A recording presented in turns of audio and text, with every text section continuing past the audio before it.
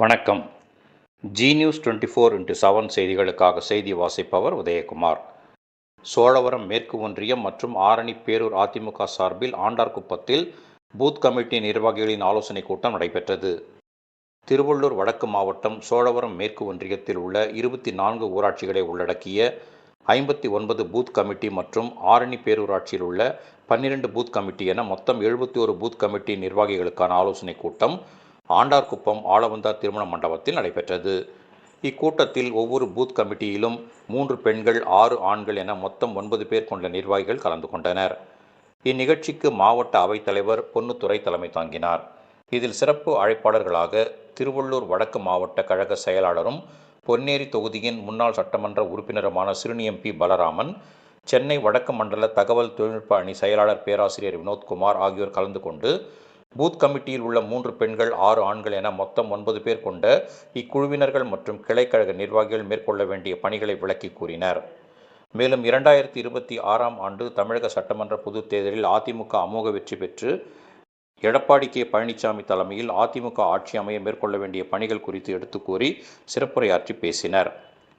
இந்நிகழ்ச்சியில் மாநில அம்மா பேரவை செயலாளரும் பொன்னேரி தொகுதியின் முன்னாள் சட்டமன்ற உறுப்பினருமான பொன் ராஜா, ஒன்றிய துணை செயலாளர் ஜெகநாதபுரம் சம்பத், முன்னாள் ஊராட்சி மன்ற தலைவர் பஞ்செட்டி சீனிவாசன், ஆரணி பேரூர் செயலாளர் தயாளன், ஆரணி துளசி உள்ளிட்ட மாவட்ட, ஒன்றிய, பேரூர் கிளைக்கழக நிர்வாகிகள், மகளிர் அணி நிர்வாகிகள் உள்ளிட்ட ஏராளமானோர் கலந்து கொண்டனர்.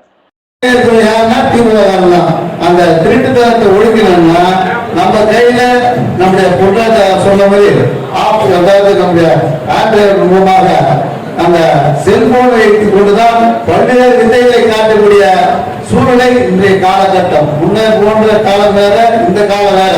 இன்னைக்கு எல்லாம் கம்ப்யூட்டர் சிஸ்டம். ஒரு நிமிஷம் தட்டாக 1 லட்சம் பேருக்கு மெசேஜ் போய் சேரும். அந்த அளவுக்கு இன்றைக்கு நாடு முன்னேறி இருக்கிறது. நாம் இதில் முன்னேற்றுவதால் அண்ணனவர்கள் இரவு பாராமல் இந்த பணியை செய்து வருகிறார் என்றால் அந்த பணிக்கு நீங்கள் முக்கியத்துவம் கொடுக்க வேண்டும் என்பதற்காகதான் மொத்தத்தை ஒன்னா கூட்டி நம்ம தொகுதி மொத்தத்தை ஒன்னா கூட்டிய வைக்கிறதுக்கு முடியும். ஆனா வைக்க கூடாது.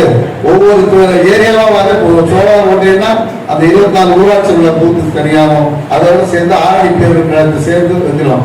அது கூட அதே மாதிரி மின்சுரன்னா அதை 2ஆவது சேர்க்கலாம். ஏன்னா அப்பதான் தெளிவுபடுத்த முடியும். மொத்தத்தை ஒன்னா சேர்த்து வச்சோம்னா அது சரியா வராதுன்றதாக அவர் நல்ல ஒரு யோசனை சொல்றார். அந்த யோசனை பிரகாரம் இன்றைக்கு சிறப்பான முறையில் நடைபெறுவது என்றால் அந்த எடப்பாடி அவர்களை முதலமைச்சராக வாய்ப்பை உருவாக்கக்கூடிய இடம் இன்றைக்கு திருவள்ளூர் என்றால் ஆரம்ப காலத்திலிருந்து நம்முடைய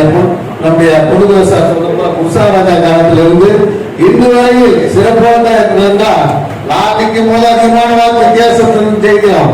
நம்ம பொன்ராஜா நிற்கும் போது அதிகமான வாக்கு ஜெயிச்ச இடம் எதுனா சோழர் ஒன்றியம் தான். இதற்கெல்லாம் காரணம் உங்களுடைய செயல்பாடுகள், நீங்க செஞ்ச வேலைகள் தான். நீங்க அந்த அளவுக்கு ஆரம்ப காலத்திலிருந்து 72 கட்சி ஆரம்பிக்கும் போது எப்படி இருந்ததோ அந்த எழுச்சி இன்னமும் சோழர் ஒன்றியத்தில் குறையாமல் இருக்குது என்றால் அதற்கு நீங்கள் அனைவரும் சிறப்பான முறையில் பணியாற்றி வந்து கொண்டிருக்கும் காரணத்தால் தான் இன்று வரையில் அந்த பணி சிறப்பான முறையில் நடைபெறுகிறது.